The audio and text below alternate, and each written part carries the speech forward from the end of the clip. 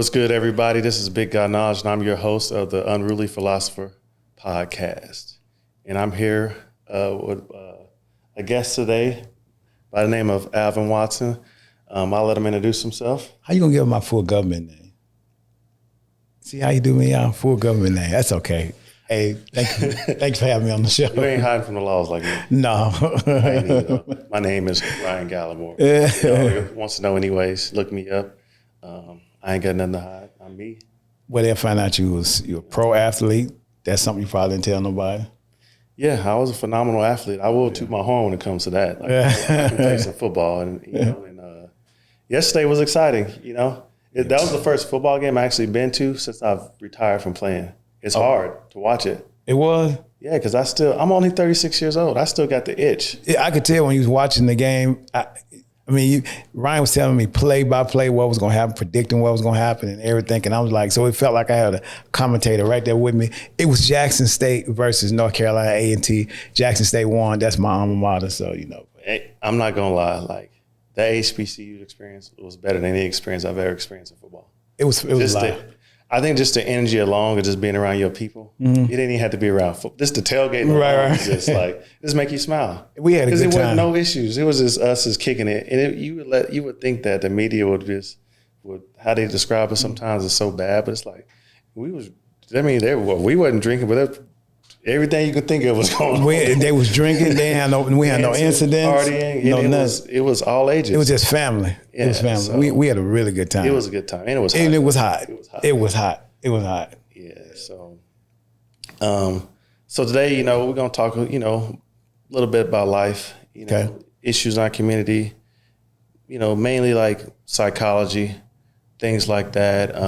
My school. And the school, and I want to touch on that. Tell us a lot about school. Not even a little. There ain't nothing little about it. So y'all, I'm telling you, Ryan's gonna try to be modest, but I usually shout him out. I have a TikTok too, not as big as his TikTok. Mine is Trying Success, in case you want to check it out. But the name of the school is Kids Are Chefs Educational Academy, and I listen to Ryan's podcast, of course, a lot, and everything that he says he's gonna do, everything, the opinions that he give you all or that he give to the viewers. I'll just watch your podcast from the outside, and some of the other people, of course, y'all watch him, and when Ryan go back and forth. So as he told you before, the person he is on TikTok is not the same person he is in person, but the truth that he's telling you is the same. When I first started Kids Are Chefs Educational Academy, it was.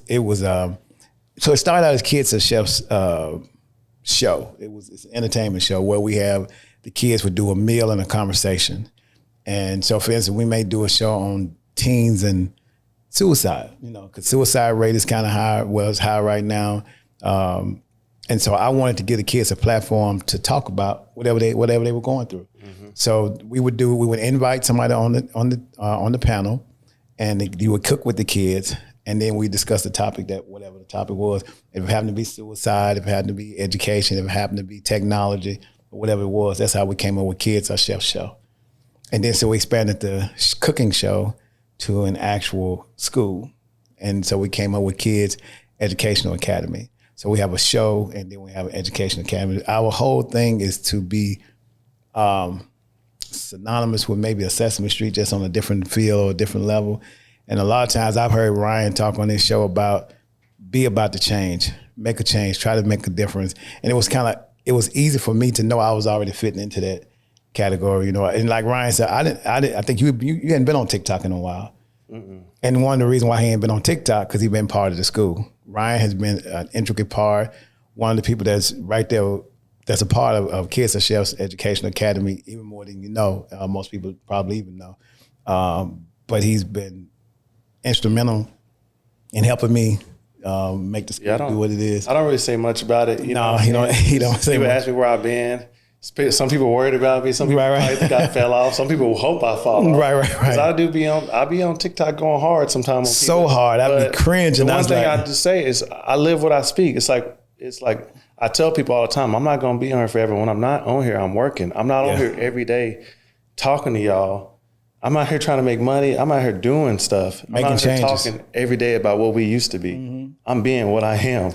Yeah, he has been like, I mean, I bounce stuff off Ryan. Ryan come back to me. I mean, we just, it's been great because like with their school. So Kids and Civic Educational Academy, we do math. We teach kids math, science, English, coding. We teach them cooking skills.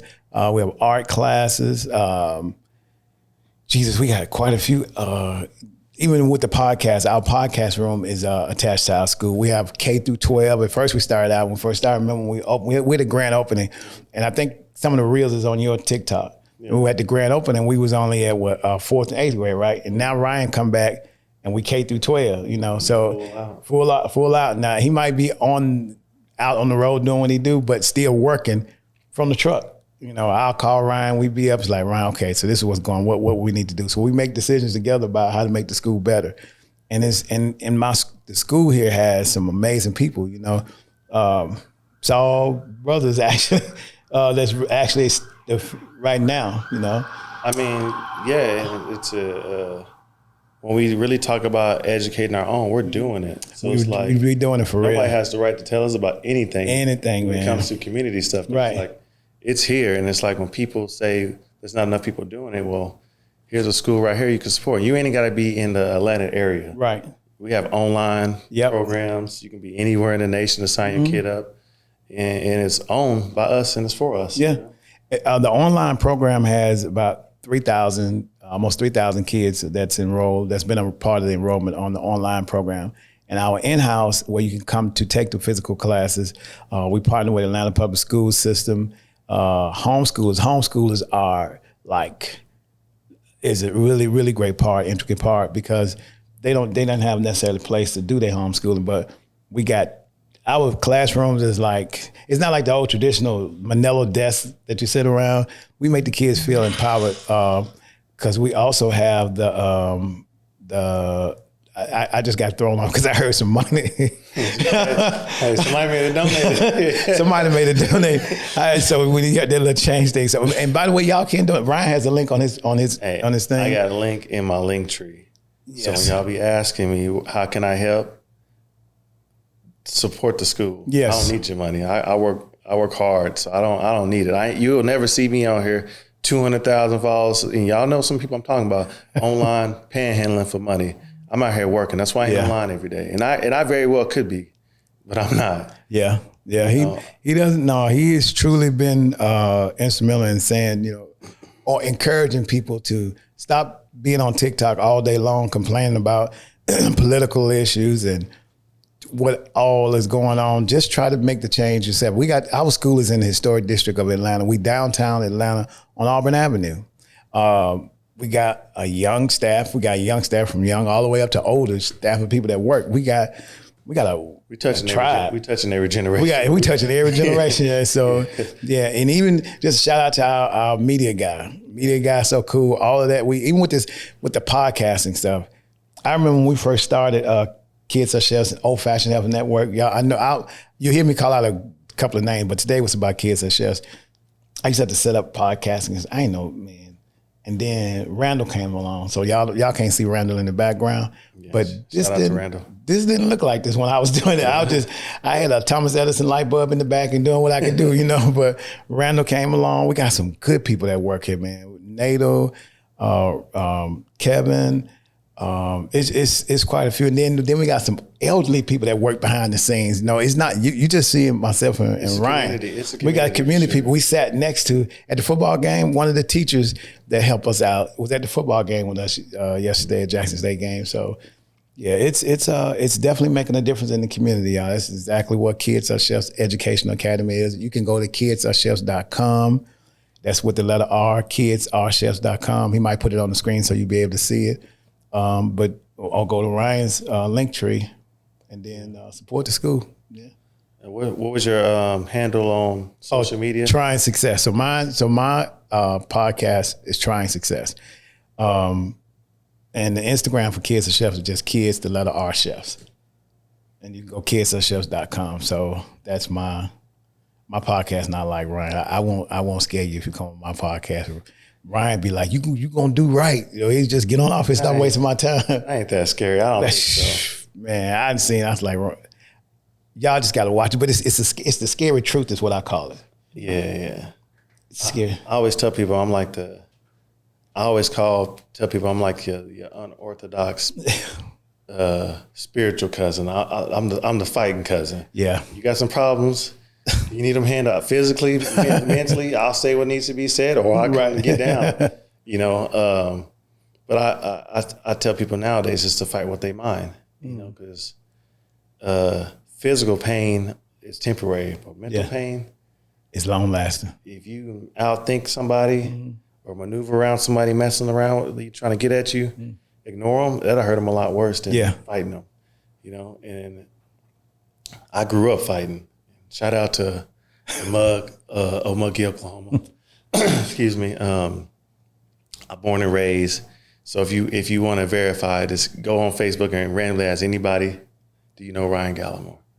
And they go, for the most part, I would say probably good things about me. And if you Google him, I mean, just looking at your football career alone and all the other stuff you had, all the different businesses, Ryan be on the truck talking about, look, I've done this, that. And I don't even think people look. But if they look, it's just like everything he said he's done, from the bail bondsman to bounty hunter to education to football. You know the thing about it too, when I tell people that, I think sometimes they look at me like I'm lying, but it's like I've been also an entrepreneur for like the last 12 years. I'm still young, but it's like I never put limits on myself. But I think a lot of it has to do with like my upbringing. You know, coming from a broken home family, Dad's been in prison my whole life, pretty much. But I've always talked to my father.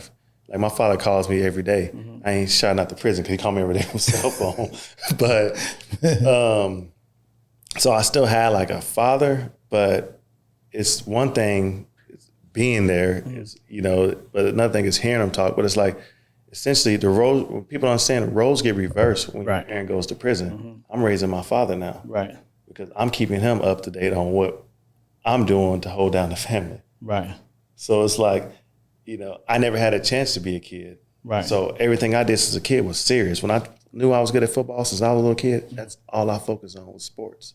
Because I knew that was going to get me out. But it's like, I've always self-evaluated myself, along with like dealing with, like, I would say my own mental health issues. They're not issues, just navigating that, but not having like an adult or like a mentor to help me. And it carried on to like my adult, to my 30s. You know, I'm not perfect, but I don't try to be perfect online. I think the whole part of my brand when I first got online, it was just be you. Because there's somebody out there that I'm gonna help just by speaking how I speak. Even if they don't say nothing, I'm helping them because they be like, okay, maybe one day I can make that step over to finally expressing myself more, or at least just speaking my mind. Because it's like family. You got family members that hold animosity against somebody for 20, 30 years. And for the littlest thing, something they should have let go a long time ago. That's just petty. It ain't even worth holding on to. And it's like, I had to like learn like to try to like navigate those emotions. Because it wasn't that like I was like a violent kid. I fought a lot.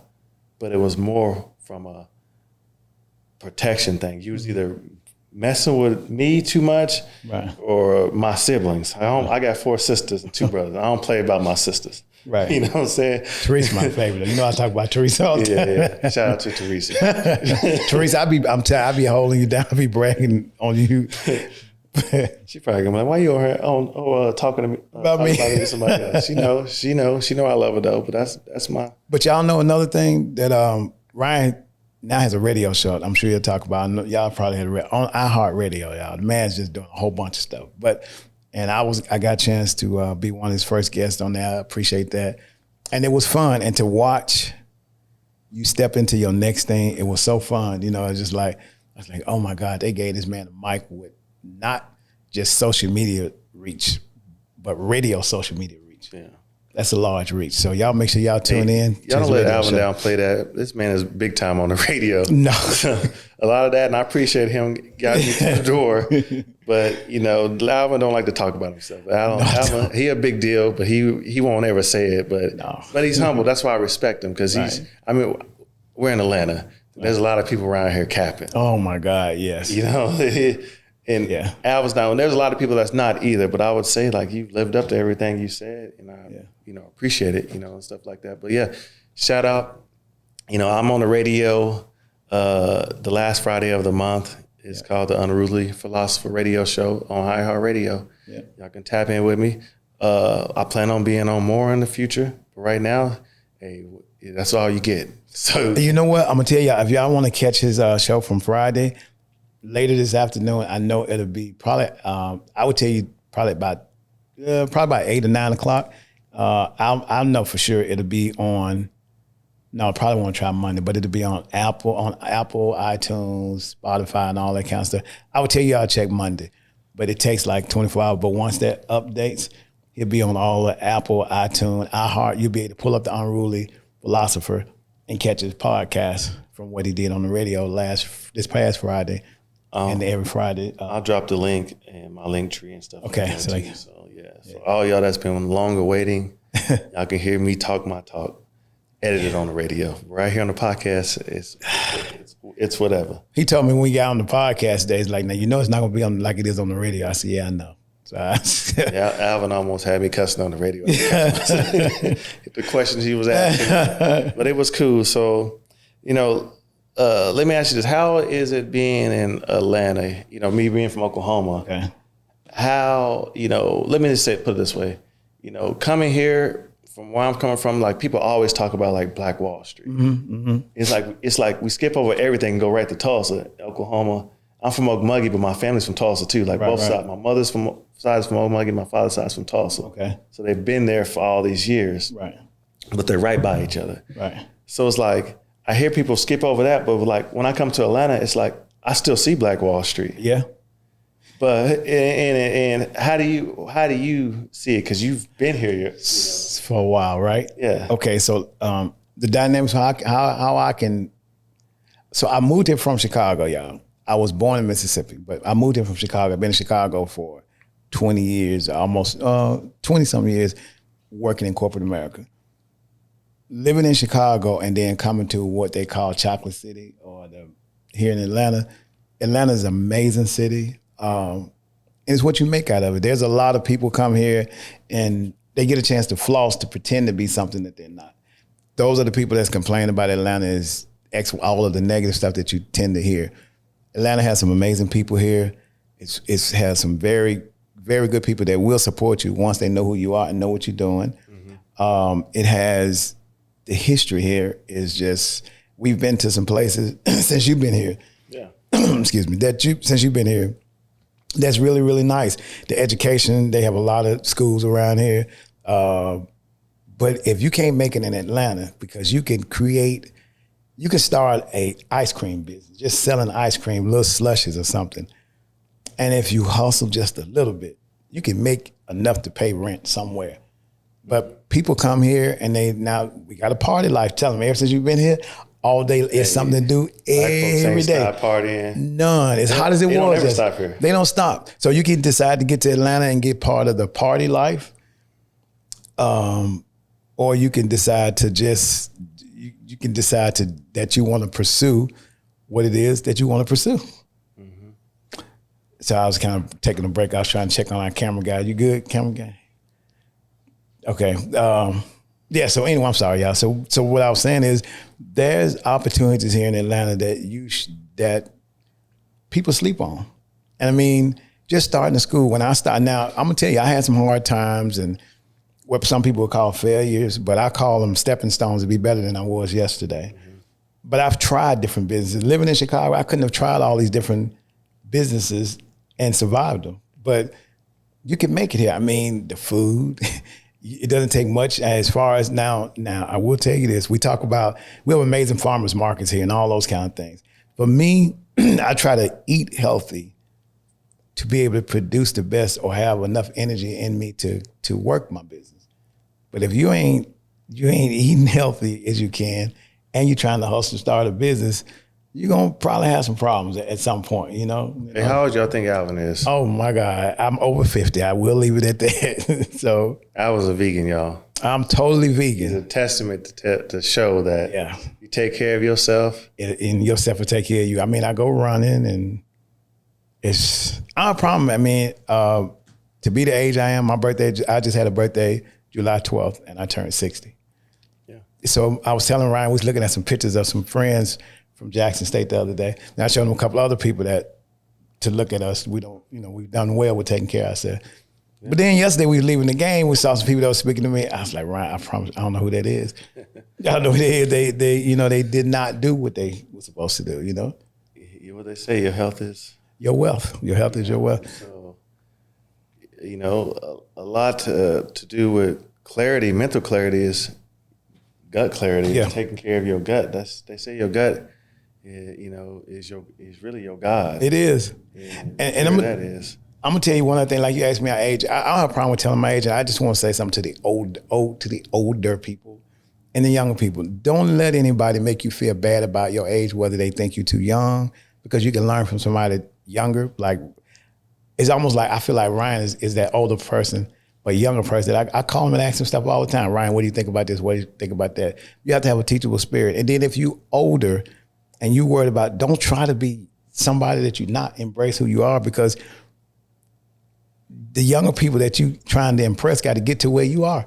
And with the way life is going now, and people health-wise dying or this, that, and the third, they may not get to where you think you don't even want to be. You trying to go back, trying to look or be a part of a life because you insecure, you know? So let me ask you this. Do you think a lot that has to do with this society and trying to put you in these boxes based on age, like these unnecessary pressures? Like people, like, I think a lot of times people become old because they accepted that they're old. Right. And it's like their mind just followed that. And so once the mind accepts that, your body stops. It stops. And you know, so yes, and I want y'all to enjoy these sirens because we are still in the black neighborhood. Yeah. So, and we down the street from Grady. So as we out hearing and know us a lot of time, I like hearing it because I'm in the city. But anyway, yes, you in the box because you allow people to put you in the box. Society will do that.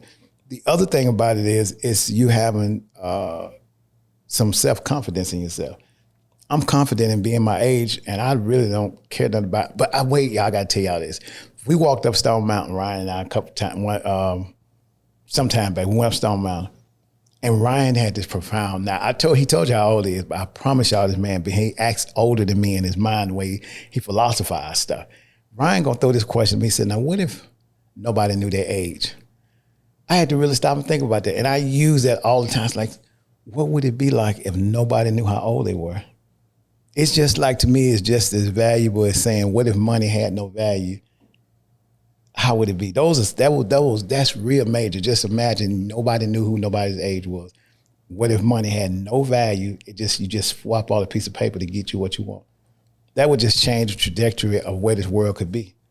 And so for me, you can only be in a box when you allow people to put you in a box, and that is just not an option for me. Yeah, and I think the system is like set up. It's constructs everywhere. If it's education, it's religion. You know, we got gender boxes now. You can just keep going. Sports itself, you know, it's just everywhere you go. Race, ethnicity, nationality. You got all these parameters and traps that always are trying to cause some type of division.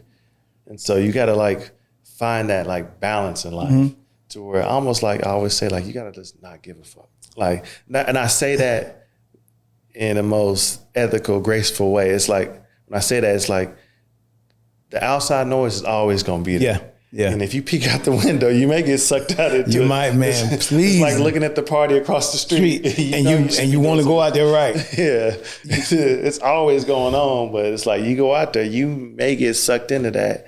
And you look up and you done wasted another 5 years of your life. Because like people talk about like, you know, how to transform their life, or it's like they think they're stuck. Right. But in this world, every day when we just look out into it, we see a transition. You know, the sun goes down, you know, comes up, it goes down, the moon comes up. We always see this continuous cycle. So, like, why not look at your life like that too? It's like each day you get up, it's like a whole new opportunity. Right. And I think a lot of people get stuck in those boxes because they may have had a horrible relationship. Right. They may even fail the college exam, may not get accepted into the school they worked hard for. Right. They think it's over. And it's like, no, it's only over if you decide that it's over, but you still got to get back up. Or else the system wins. The system wins. Yeah. But that goes into like when people talk about what is the system. Well, it's a program, and it starts, primarily why we involved in educating our own, because it starts with education, but education is the byproduct of like culture. Mm-hmm. Culture is where you cultivate and educate. Mm-hmm. And a lot of our problems stem from the culture of not ours. Ooh. And that's wrapped up into our education. Right. And so those boxes and those constructs we fight with is trying to be a part of something that ain't naturally supposed to be our way of life. I get that. It doesn't mean we can't strive for that, but don't make that the end all be all. Mm-hmm. Because you can wind up disappointed because it's not tailored to our overall growth. I think that's my phone, y'all. Shout out, I'll let you get your phone. Businessman should have been on vibrate, so I can solve that. How we looking over there? Good. And so I think it's very important that a lot of the things that we complain about, we participate in every day. So let me ask you, you talked about not being put in a box. So to y'all, also I want to tell you this. I don't think we ever had this conversation, but when I got ready to go to college, I made a 9 on the ACT test, not once, but twice. Some people had to SAT and ACT, but I took the ACT and made a 9 twice, which I think you have to make a 13 in a lot of cases to go to college. But I scored so high off of some part till I got a scholarship offer, but I didn't want to go to that school because it wasn't a school that looked like me. Mm-hmm. And so the school that I chose to go to, which was Jackson State, gave me a chance when nobody else wouldn't. And now I am, some years later, entrepreneur doing some great things, making a difference in the community, giving back like I was supposed to give back and didn't give up. So basically what I'm saying is I could have just decided I'm just going to quit. I mean, I've had businesses that I've had where people have tried to take from me. And when I say take from me, I like just try to take my brand and act like it's theirs and all that kind of thing. So, but I didn't give up. I didn't just decide I'm just going to stop and let society dictate to me that because I'm a black man that I would do what the norm of what they think a black man would do. I was like Ryan. Living in Chicago, fighting was just like, okay, who next? That's because you come from that environment, but you don't have to be that environment. You just gotta know how to navigate in the environment. Mm-hmm. And especially like when you're occupying European spaces, mm-hmm. you gotta it's not about compromising your morals. Right. It's just understanding your environment. Right. And I think a lot of our people, that's where it confuses them. Right. Because like we'll come from environments, but come over here with that same type of demeanor and stuff, right. and not recognize like, we don't control this right now. Right. Right. We should want to. That way we can fully function and be who we want to be right. in these spaces. So I'm always mindful of that. And it's like me coming here, it's like when I hear black people, so-called black people, for y'all people that's sensitive of words, I see blacks working together, black people working together. Yeah. I mean, we doing it. But I also see the system. So I'm from Oklahoma. Right. Primarily Okmulgee, Oklahoma. Okay. But where I'm from too, though, is Muskogee Creek Nation. So I grew up predominantly around black people, mm-hmm. Native Americans, and white people. Right. But my high school itself is Okmulgee, bubbling water, hot water. So but the culture there is black. Okay. Like we have one of the largest black rodeos. Shout out to the Okmulgee Rodeo. I'm from the country, so I like rodeos. But like what I was saying is like the same system I still see here is now as Black people. So I smile and happy to see it, right? But I still know we fall victim to that same system because all we're doing is being a part of it. But we're trying to make it our own, but the system will always win, you know? That's why it's tough, because I love seeing like our own Black cops, especially the elder Black cops when I come in through the airport. You know they mean well, but they're still part of a system to where it's hard, to see that, because I know there are actually good cops. Right. But being a part of something, as much as we want to change it, the essence of that will never be good. And I think so. I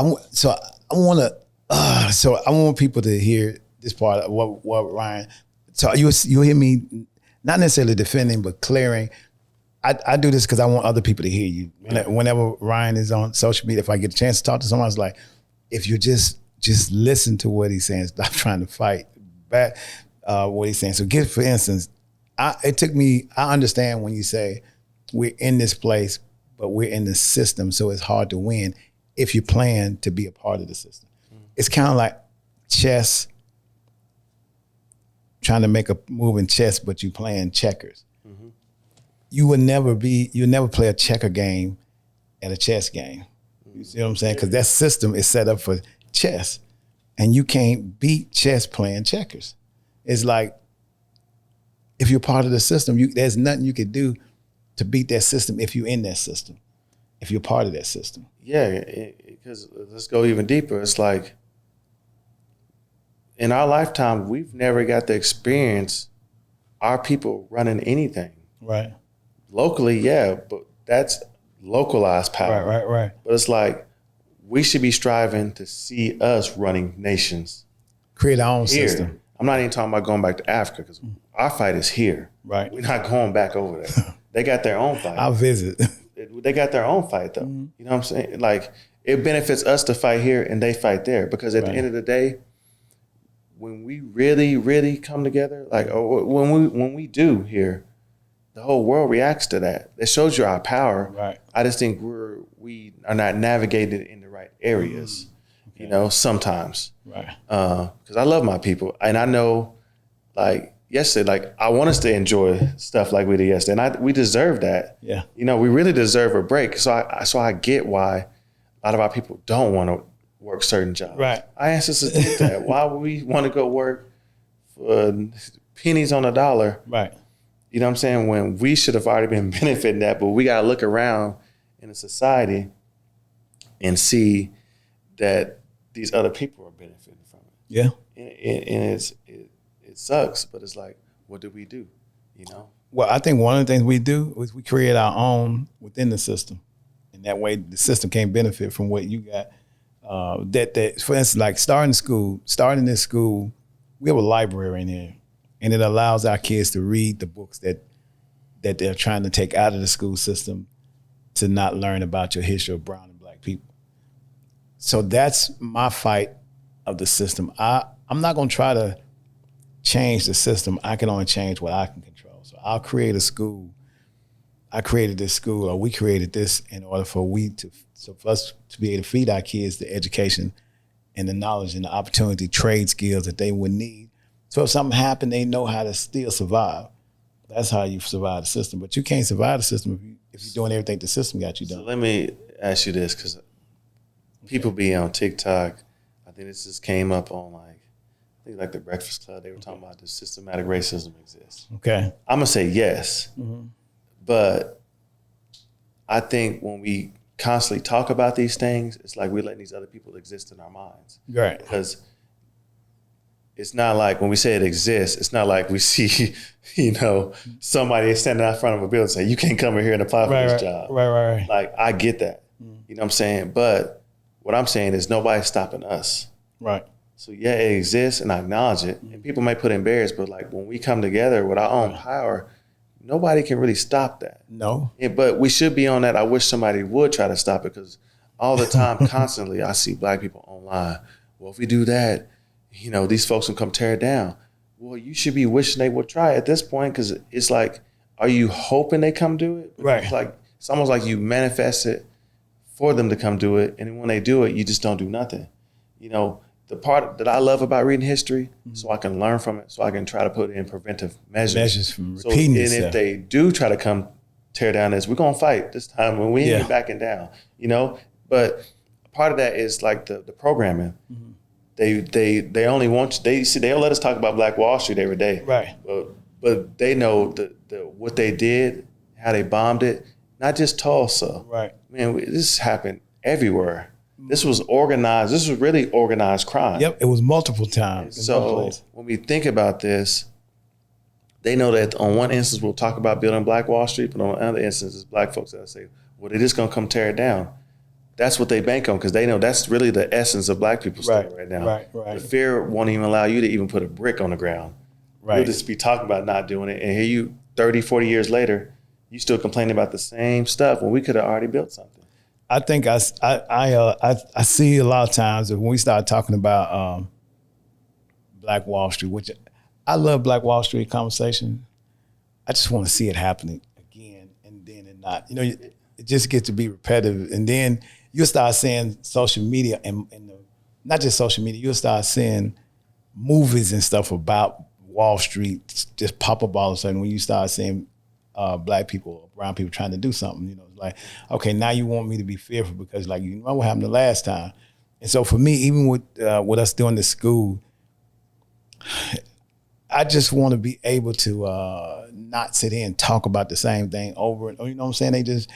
We talk about Black Wall Street, talk about slavery. It's not that it didn't happen, but I just want to do something about it. Or when I'm reading the history, I know, okay, this time I'm going to teach people how to survive and what to do so you don't have to rely on anything or anybody. And it's like we talk about it, but like our mentality ain't the same as those people back then. No. Because they looked at everybody like family. Yep. It wasn't no homeless people I know, right? Yep. You know, that was your uncle, your aunt, you know, whatever you want to call your cousin, hypothetically, you know, like, so you're going to look out for them. And in the same sense is that the part, because I'm from the area, they talk about Black Wall Street, but they don't tell you that Black people rebuilt. A lot of that did get destroyed to later on during a lot of these other reconstructive eras. Then it fell apart completely. Right. Because they were hoping they were going to get paid out money. You know, that's why there's a lot of stuff tied up in court. So it's like, Black people will say it, but then it's like, they just bombed us and we just gave up. Right. Our ancestors weren't no punks. It's all packed. They had to get the military. They let you know what we was about back then. Yeah. We wasn't out here trying to harm people, but if you came messing with us, we were still on that type of time. Yeah. It's just like, we can't even get to that point. We won't even come together. Which I say we do. It's just, what I'm saying, I want people to not worried about the what ifs or deal with that later. Just start building. Or your favorite thing, which I'm not trying to make your podcast go too long, but that whole thing about turn the other cheek, I'm all turned out. I'm not with the whole turn the other cheek type thing, you know. But I don't want to get you going because I know your podcast. I want to keep it long. Nah, this boils down to nature. Right. Some people just gonna do what they do because it's their nature. Yeah. Yes, you're right. You know, and you know, a lion gonna get up every day and go hunt that gazelle because it's nature. Yeah. You know. Yeah. It's some people's nature to always come after us because of something that's inside of them. Don't want to see us exist. Why is that? I can go deep into that, but I think the writing's on the wall. You know, and you know what? It's the writing is in the books. If you read history, it'll tell you why. The books are out there to tell you why people do what they do or how they've done it. If you read history, read the books. Just read. Just pick up a book and read. You will see it. The religion will tell you that. It sure does. God said he's a jealous God. Who's he jealous of? Other gods. To me, it looks like the same people that would have created it is jealous of a group of people. They would have had to create the God. I've always said when I seen the scripture that God is a jealous God, and that means to me, you worshiping something else or believing in something else bigger than the person that is that you know to be the God within yourself. So for instance, if I have to believe in somebody else other than myself to get there, I'm not gonna make it. Well, let me ask you this. how can we put human characteristics on a God if it didn't come from a? I can tell you. I can tell you. And here's what I believe: in order for me to be created, I had to be created by a God bigger than me, something bigger than me, in the own image. So that's how I think that I can. To answer your question, that's how I believe that I can. I was created by a God. That's from why I'm a God myself. So yes, I can do. Well, all right. So what I'm saying is, those characteristics of jealousy, envy, hate, destruction, those characteristics live in a certain group of people on this planet. That don't live in us. So could that idea of that God not be ours, is what I'm saying. Oh, most definitely, because I think there's different types of God. I think there's a God of hate, there's a God, the only God that I know about is a God of love. And the God that's in me, that I think is part of my nature. Now, I will retaliate if you do something to me. I think the trigger word for people is God, just the term God. Oh, they think it's more than one. Well, even if you look at... They don't know it's more than one. Well, it's just when people even say God, and the thought in their mind can only make it to be human. Because that's the reason we've been... I don't know how they could be that crazy. Because we get an image of a man. Jesus, even though Jesus is not God. Talking about that white man on the... But... You talking about that white guy that's still thing? No matter what, when a black person thinks of God, most of them, an image of a white man gonna always pop up in their head because that's programming.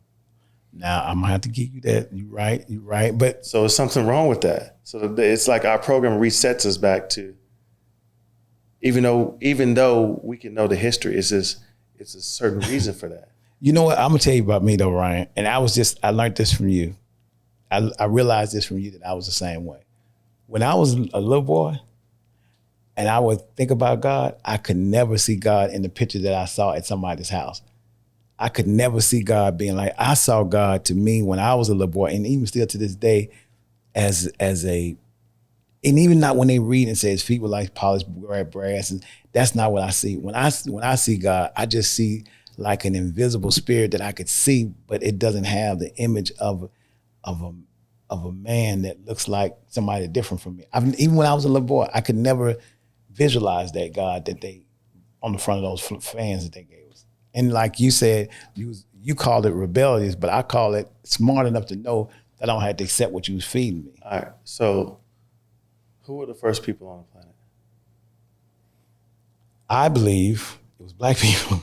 I mean, science will tell us that. Yeah. Anthropology will tell us that. But I believe that before they told me. So what I'm saying is, if God made man in his image, what would people be that come after us?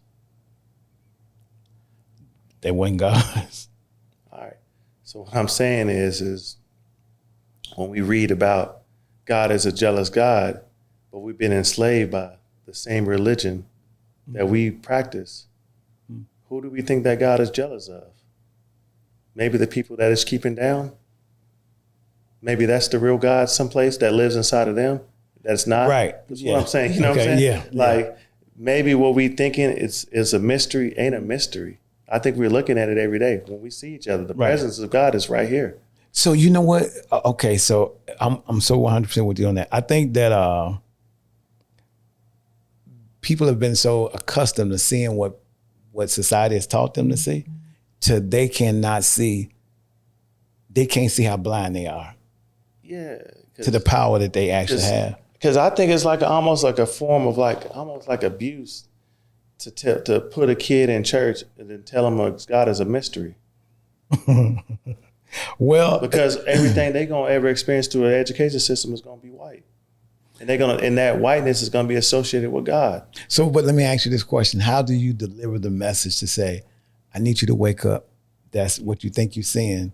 It's not what you think you're seeing." Well, you can't really wake nobody up, like especially adults. I think like with my son, I tell him that he's God, but I tell him in a way of like personal development. Okay. Like your mind is the most powerful thing on this planet. Yes, it is. So that would be God, because like creativity comes from a creator. You know, that son will grow up one day to be able to have kids if he wants. That's creating. His mind can be able to, let's look around here, what Black people have done. What we've done would be creating something. That this right here is. Oh, I get where you're going. You know what I'm saying? This is an ongoing creation. So what I hear you saying, corporate America, y'all, I got that. So it's like we're right across the street from a church. And it's not like I grew up in a church. I used to play the drums in church. You know what I'm saying? So it's like we have to start trying to get back to like a basic psychology of our roots and then build from there. Because that's what really will define our culture. Because when we talk about our culture, yeah, we'll say things about our culture, what we think is Black culture, but culture is what educates you. But if our education is the same as our oppressors in the system, whose culture is it? That's true. Because we're growing up going to the same, well, may not say the same college, but we're still getting the same education to go work where? In their world. We haven't built a world. I want to be able to see, I may not even see that in my lifetime, but I want to be that one of those Black mans putting a brick at the bottom of the pyramid. And maybe 100 generations, one of my great-great-grandkids is putting the final piece on there. I think that's our ancestors thought of us. Okay. I ain't got to be there to see the final brick, but I know it's going to get done. Because I know in my child, I instilled that he know that he the God that he's looking for. It ain't no mystery. I'm going to be that. You know? Right. And I'm not going to let anybody else tell me that I'm not. You know? Because I'm here. I'm real. I'm telling you who I am. I ain't a mystery. You got to respect me. Right. You know?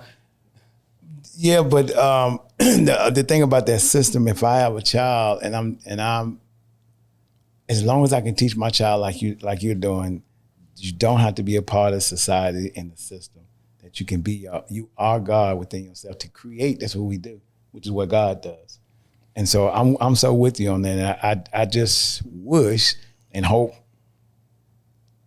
that we putting down enough bricks that next people come behind us and do the same thing. I think a lot of us are doing our part, you know, and obviously we're still going to their education school. We're still going to their system and doing all that. Like I said, it always boils down to understanding your environment. You know, I can go into, like, we should be dealing with other nations of people through commerce. It should be strictly business. Right. You know, we have a bit, instead of going to work for their business, we should have our business and we do strictly business with them, not working for them. Right. Those are the things we should be doing. Right. You know, because that's how they deal with other nations, but they don't deal with us that way. You know, no, they just want us to come work for them. You know, but we got all the power though. You know, it's just things like that. You know, I ain't gonna dive too deep in that today. Hey, I'm on your I'm on your show. You know, so I appreciate you having me on here though. Oh yeah. You know, and I just wanted to highlight some things, you know, we had going on here in Atlanta before I take back off to Oklahoma, where I'm from.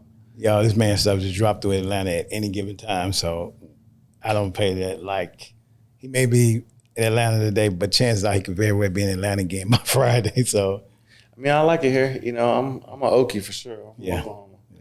You know, shout out to my people back there. I want y'all to make sure y'all go to Ryan's link tree and check out Kids on Shelves Education Academy and support and donate, please. Please do. Yeah. So I'm gonna leave y'all with that. You know, control your environment. Don't let your environment control you, and stay dangerous. Peace.